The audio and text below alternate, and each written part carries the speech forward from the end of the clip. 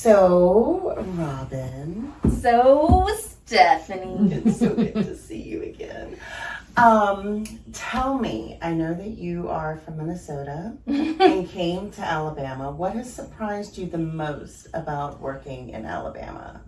I think the thing that's most surprising is the fact that I come from a very stubborn state. They're like good Lutheran, stoic, etc. But Alabama is a state that quite literally will do any form of harm to itself that is allowable, as long as it means that the people in power get to stay in power.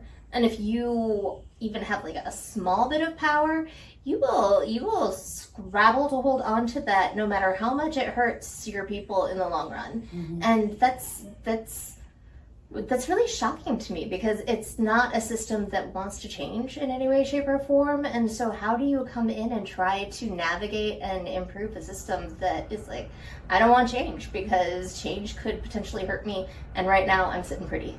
Right. I think that's really important. The second question that I have is, many people think that healthcare is a personal issue. In what ways do you see it as a community issue? I mean, we see the ways that communities are impacted every day by healthcare. It's what we see when there are parents who are in trouble because their students aren't able to get to school every single day, and the kids are called truant and are kicked out of school. We see it when people can't make it into work because they're ill and they're not able to feed their families or lose their jobs. We see it when every person, I think the last article said that every person has probably around $5,000 worth of medical debt on average. That's a significant chunk of money. And so for us, we see it every day as patients try to decide whether it is worth coming in, especially if they're uninsured, but even if they're insured, and come in and get preventative health care that could help them in the long run, or if they just want to play this game of chance to eventually hope that they don't end up in the hospital because of some long-term illness. Mm-hmm. I think that's incredibly deep, because when we think about healthcare, it often is seen as, my personal private choice. But I think having that community dynamic reinforces. And I think people are seeing that more and more now. I mean, looking just right now at explosive diarrhea. I just wanted to say explosive diarrhea on the video. Okay, that's out of the way. But people are realizing how much healthcare really impacts the community as a whole. When you have a product that is making people ill, and there's no system that can get that product out of the public, and for a long time, I mean, we're still not completely sure where it came from. Like, that public health is called public for a reason, because it pulls all of us together in the same risk categories. And so I think that maybe one of the reasons why people are starting to change their opinion on health is the fact that public is starting to become a bigger and bigger and bigger pool. And so the people who aren't impacted by the harms that are being caused by all of the different changes in structure and ways that insurance is being paid for, healthcare is being paid for, who can access what drugs, that pool of people who actually can get healthcare is getting so small that we are getting into a place where everybody's in that public pool, and people want a clean pool. Like, don't pee in the pool, basically. Mm-hmm. That's where we're ending at now. Mm-hmm. Yeah. So what is your vision for reproductive health in Alabama? I want to say that I have this big grandiose vision, but the reality is that all I really want, if I could just get something, is consistent early prenatal care. My big ambition over time is that I think that we need to treat the postpartum period the same way that we treat the prenatal period, in which if a person is getting care for 9 months before they give birth, we now have a system where Medicaid is available for a pregnant person for a full year after birth.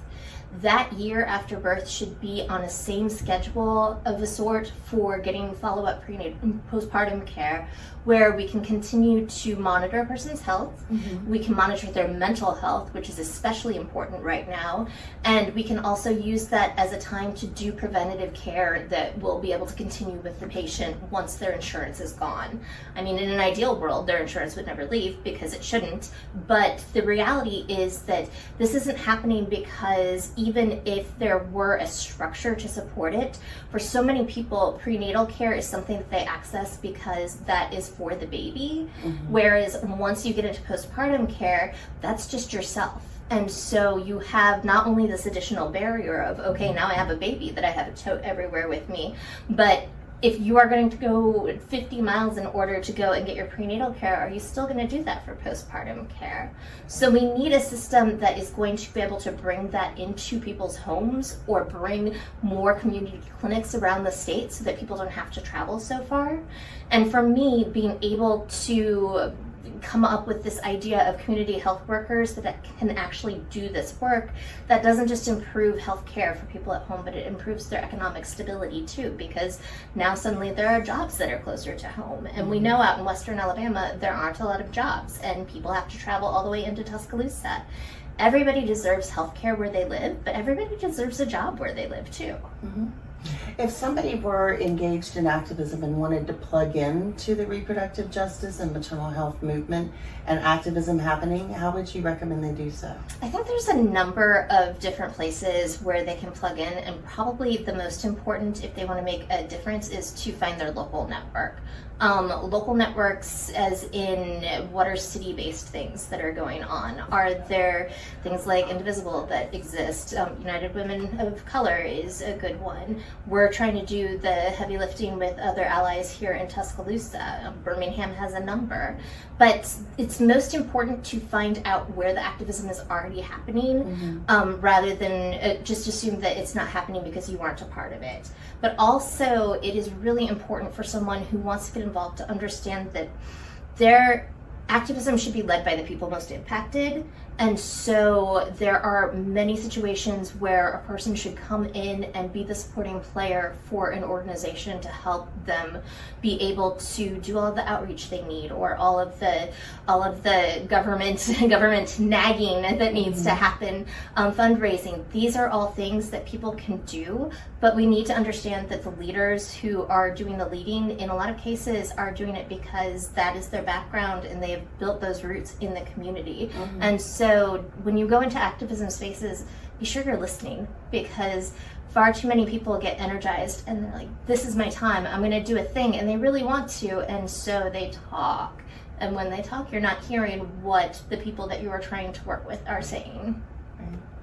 Excellent. Thank you. Do you want to ask that one question that we're asking everybody? The one question. Ooh, what's the one question we ask everybody? What does community look like when it's working? What if I said I don't know, because I haven't seen a working community in a while? That's an answer. So I like to think of WAWC as a working community, and for us, while we're a quote-unquote women's health services area, we're a community clinic.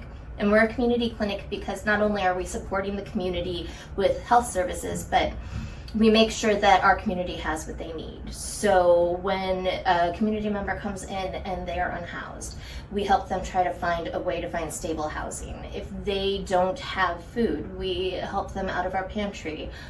We have a community pool that we use every month that allows us to pay for people's health care at other entities here, because a pregnant person who needs a dentist is a person who's at risk of miscarriage. But you're gonna find so many people who are like, I haven't seen a dentist in forever and I can't afford that. So community means uplifting the people inside of it with all of their needs, and not just with some sort of niche need because that's the one thing that you're interested in. Thank you, Rob and Marty. We really appreciate your time. Thank you, Stephanie. I'm always delighted to spend time with you.